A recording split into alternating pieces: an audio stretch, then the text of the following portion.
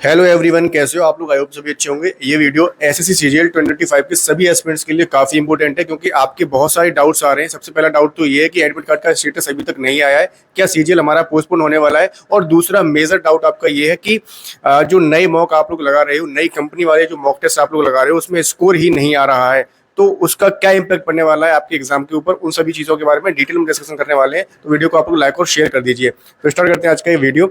सबसे पहली चीज, कल अभिनय सर लाइव थे, जो कि उन्होंने भी ये चीज बताया था कि सबसे पहले है कि पेपर सीजीएल का पोस्टपोन्ड हो, और उससे पहले खुद एसएससी ये बताए कि अब हमने अपने सर्वर को बदल दिया है, वो सबसे प्रायोरिटी पे है। मतलब पोस्टपोन कराने को लेकर उनकी प्रायोरिटीज है कि पहली चीज तो ये है कि सिस्टम में सुधार होना चाहिए। जो नया वेंडर आया है, जितने भी टेक्निकल ग्लिचेस हो रहे हैं, जो मिसमैनेजमेंट देखने को मिल रहा है, सेंटर्स इतनी दूर जा रहे हैं, इन सभी के अंदर सुधार हो। और दूसरी चीज, आपका सीजीएल का पेपर जो है पोस्टपोन कराया जाए।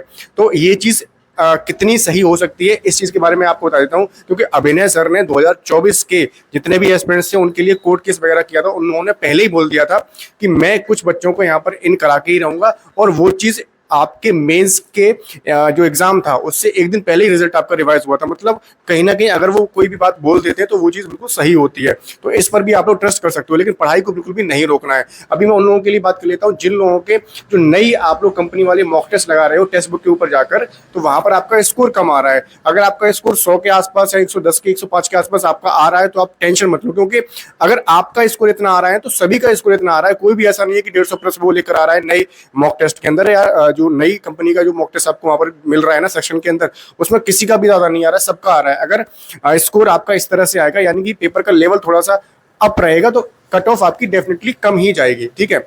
और दूसरी चीज, जिन लोगों की टेक्स्ट बुक के अंदर जो आप लोग पीवाईक्यूज लगा रहे हो या जो मॉक टेस्ट लगा रहे हो, उसमें 150 के आसपास 160 के आसपास अगर आपके नंबर आ रहे हैं तो आप लोग बिल्कुल सेफ हैं और सिक्योर हैं। तो अगर आपने अभी तक नई कंपनी के मॉक टेस्ट नहीं लगाए तो आपके पास सुनहरा मौका है, आप लोग जाके अभी इसको परचेज कर सकते हो।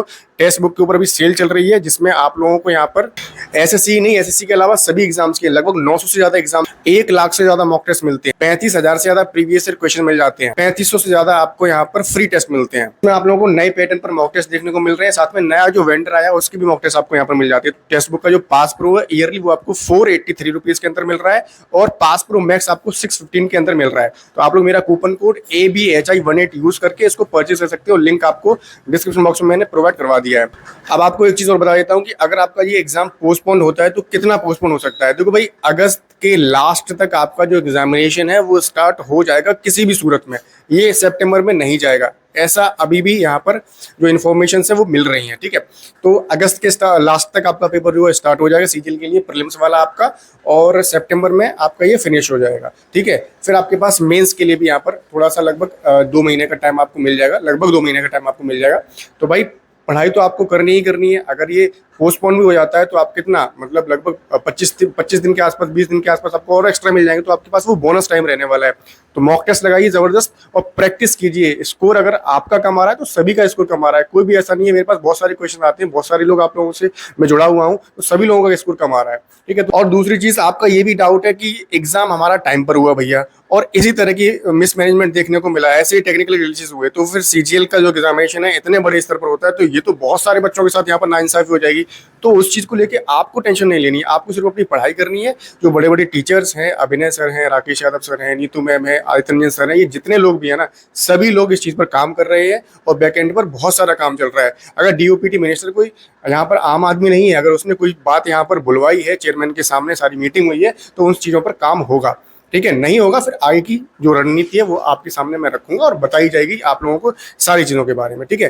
तो गलत नहीं होगा आपके साथ, आप लोग सिर्फ अपनी पढ़ाई पर फोकस करिए। किसी भी तरह का डाउट है तो कमेंट सेक्शन में आप लोग मुझसे पूछ सकते हो, मैं वहां पर रिप्लाई कर दूंगा। और आप लोगों को क्या क्या कमियां देखने को मिली स्टेनो के पेपर में या फिर सिलेक्शन फेज के पेपर में, इन चीजों को कमेंट सेक्शन में जरूर लिखो। ठीक है। और आप लोग क्या चाहते हो अपने सीजीएल के एग्जाम को लेकर, सभी चीजों को कमेंट सेक्शन में लिखो, जिससे कि सभी लोगों तक ये वीडियो जाती है और उन लोगों को भी पता लगे कि भाई स्टूडेंट्स किस चीजों से यहाँ पर जूझ रहा है, कौन सी परेशानियां उसको हो रही हैं।